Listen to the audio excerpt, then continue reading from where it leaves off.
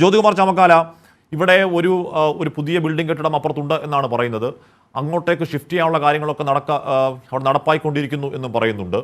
ഇവിടെ ഈ പറയുന്ന കെട്ടിടം ഒഴിച്ചിട്ടിരിക്കുകയായിരുന്നു. ഒഴിച്ചിട്ട കെട്ടിടത്തിലേക്ക് എങ്ങനെ ആളുകൾ പ്രവേശിക്കുന്നു എന്ന കാര്യമൊക്കെ ഇനി കർശനമായി പരിശോധിക്കാൻ പോകുന്നു പറയുന്നുണ്ട്. കളക്ടർ ഇടപെടാൻ പോകുന്നു. അതിനിടയിൽ മന്ത്രി വീണ ജോർജിനെ ദേഹാസ്വാസ്ഥ്യം തുടർന്ന് ആശുപത്രിയിലേക്ക് അഡ്മിറ്റ് ചെയ്തെന്നൊരു വാർത്ത കൂടി വരുന്നുണ്ട്. ജ്യോതികുമാർ ചാമക്കാല, ഇവിടുത്തെ മാത്രം പ്രശ്നമല്ല. ഇപ്പോൾ ഇവിടെ ഒരു ഹാരിസ് ഹസൻ എന്ന് പറയുന്ന ഒരു ഡോക്ടർ വന്നു നിന്ന് എനിക്ക് എൻ്റെ പാവപ്പെട്ട രോഗികളെ ചികിത്സിക്കാൻ എനിക്ക് ശസ്ത്രക്രിയ ഉപകരണങ്ങൾ കിട്ടുന്നില്ല എന്ന് പറയുകയും തൊട്ട് പിറ്റേ ദിവസം തന്നെ ഈ പറയുന്ന ഫ്ലൈറ്റിൽ ഉപകരണങ്ങൾ എത്തുകയും ആ ശസ്ത്രക്രിയകൾ നടക്കുകയും ചെയ്യുന്ന ഒരു കാഴ്ച കേരളം കണ്ടു. ഞാൻ അവിടെ ഒന്ന് മനസ്സിലാക്കാൻ കഴിയുന്നത് അവിടെ ഏതോ ഒരു പാവം ഒരു നഴ്സിംഗ് സൂപ്പറിൻ്റെ തലയിൽ കെട്ടിവെക്കാനുള്ള നീക്കം വളരെ സജീവമായി നടക്കുന്നുവെന്നും അവിടെ രോഗികൾ ഉണ്ടായിരുന്നുവെന്നും അവിടെ എടുത്ത് രോഗികളെ ചികിത്സിക്കുന്നുണ്ടെന്നും അവിടെ മുകളിൽ കോൺക്രീറ്റ് വാൾ ഇളകി വീഴുന്ന കാര്യം ഈ നഴ്സുമാർ തന്നെ പലയാവർത്തി മുകളിലേക്ക് പറഞ്ഞിട്ടുണ്ട് എന്നും അറിയാൻ കഴിയുന്നു അവിടുത്തെ നഴ്സുമാരൊക്കെ വഴി. ജ്യോതികുമാർ ചാമക്കാല, നേരത്തെ ആരോഗ്യമന്ത്രി ശ്രീമതി വീണ ജോർജ് പറഞ്ഞ സിസ്റ്റത്തിന്റെ പിഴവ് ഇവിടെ പ്രശ്നമായിട്ടുണ്ടോ?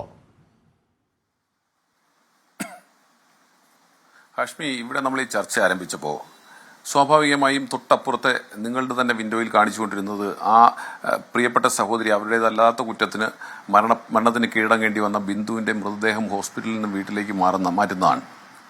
ആ ചർച്ച നടക്കുമ്പോൾ ഇതിനകത്തുണ്ടായ വീഴ്ചയെക്കുറിച്ച് ചോദിക്കുമ്പോൾ ഇടതുപക്ഷത്തിന്റെ പ്രതിനിധി ആദ്യം പറയുന്നത് 2016 മുമ്പ് ഈ സംസ്ഥാനത്ത് അധികാരത്തിലുണ്ടായിരുന്ന കോൺഗ്രസ് സർക്കാരിനെ കുറിച്ചും UDF സർക്കാരിനെ കുറിച്ചും പറയാനാണ് അദ്ദേഹത്തിന് ഏറെ താല്പര്യം. ഇത്രയും ഭയാനകമായ ഭീകരമായ നെഞ്ചു പിളർക്കുന്ന ഒരു സാഹചര്യം ഉണ്ടായിട്ടും ഞാൻ കുറ്റപ്പെടുത്തുന്നില്ല. കാരണം ഇടതുപക്ഷത്തിന്റെ പ്രത്യേകിച്ച് CPM-കാരൻ്റെയൊക്കെ മനസ്സ് അങ്ങനെയാണെന്നേ. ഇവരെയൊക്കെ തിരച്ചിവാലിനടിക്കേണ്ടതാണ്. ഇവരെയൊക്കെ ചൂലെടുത്ത് ചാണകത്തിൽ മുക്കി അടിക്കേണ്ടതാണ്. ഈ സാഹചര്യത്തിലും ഇങ്ങനെ കണക്കുമായി പണ്ട് 10 വർഷം മുമ്പുള്ള 9.5 വർഷം മുമ്പുള്ള കണക്കുമായിട്ടൊക്കെ വരാനുള്ള മനക്കട്ടിയുണ്ടല്ലോ. ഒരു മൃതദേഹം അപ്പുറത്ത് ഇതേ വിൻഡോയിൽ തന്നെ കാണിച്ചുകൊണ്ടിരിക്കുമ്പോഴാണ് ഈ തോന്നിവാസവും കോപ്രായം കാണിച്ചുകൊണ്ടിരിക്കുന്നത് CPM-ന്റെ പ്രതിനിധി.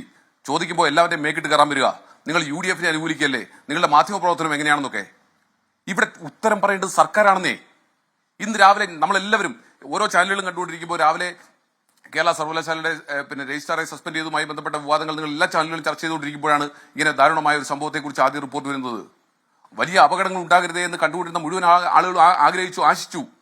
ഉടൻ തന്നെ അവിടെ കോട്ടയത്തുണ്ടായിരുന്ന 2 മന്ത്രിമാർ ഓടിയെത്തി. ആദ്യം വാസവനും തൊട്ടുപുറകെ ആരോഗ്യമന്ത്രിയും. വാസവനും ആരോഗ്യമന്ത്രിയും അസന്ദിഗ്ധമായി പറഞ്ഞു, ഇവിടെ രണ്ടു പേർക്കാണ് ചെറിയ പരിക്കുണ്ടായിട്ടുള്ളത്. നമ്മളെല്ലാം കേട്ടതല്ലേ, വളരെ ചെറിയ പരിക്കുകളാണ് ഉണ്ടായിട്ടുള്ളത്. അവരെ കാഷ്വാലിറ്റിയിലേക്ക് മാറ്റിയിട്ടുണ്ട്. ഇനി ആരും ഇതിൽ പെട്ടിട്ടില്ല, എല്ലാം ശാന്തമാണ്, എല്ലാം ഭദ്രമാണ് എന്ന് ആദ്യം മന്ത്രി പറയുന്നു, വാസവൻ പറയുന്നു. തൊട്ടുപിറകെ വീണ ജോർജും വന്ന് ഇതേ കാര്യങ്ങൾ ഉരുവിടുന്നു. നമ്മളൊക്കെ കണ്ടതല്ലേ. അപ്പോൾ 10 മണി കഴിഞ്ഞപ്പോൾ 10:30 മുമ്പ് തന്നെ ഈ സംഭവം ഉണ്ടായിട്ട് 12:30 മണി വരെ നോക്കൂ. ആ കുട്ടി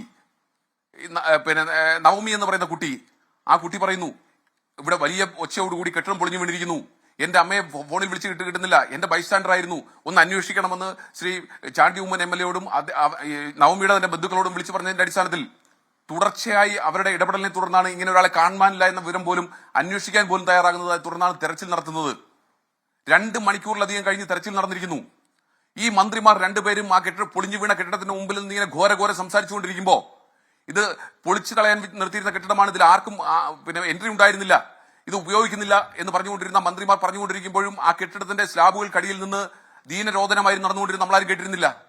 അപ്പൊ ആ യുവതി, ആ ചെറുപ്പക്കാരി, ഈ ബിന്ദു മരണപ്പെടുമ്പോ പോലും അതിന് തൊട്ടു കാൽക്കൽ നിന്നുകൊണ്ട് ഇത്ര ഘോരം സംസാരിച്ച മന്ത്രിമാർ, അവർക്ക് വീഴ്ച പറ്റിയിട്ട് പോലും അവരുടെ പിടിപ്പുകേട് കൊണ്ട് മാത്രം ഈ പറയുന്ന ദുരിതാശ്വാസ പ്രവർത്തനങ്ങൾ കൃത്യമായി നടപ്പാക്കാൻ കഴിയാതിരുന്നിട്ട് പോലും അതിനെ ന്യായീകരിക്കാനും വെള്ളപൂശാനും ഇറങ്ങിയിരിക്കുന്ന ഈ CPM-കാരനെയൊക്കെ ഉണ്ടല്ലോ, ഇവനെയൊക്കെ തെരച്ചുവാലിനടിക്കണം. ഞാൻ വീണ്ടും ആവർത്തിക്കുന്നു, ചാണകത്തിൽ ചൂലുമുക്കി അടിക്കണം.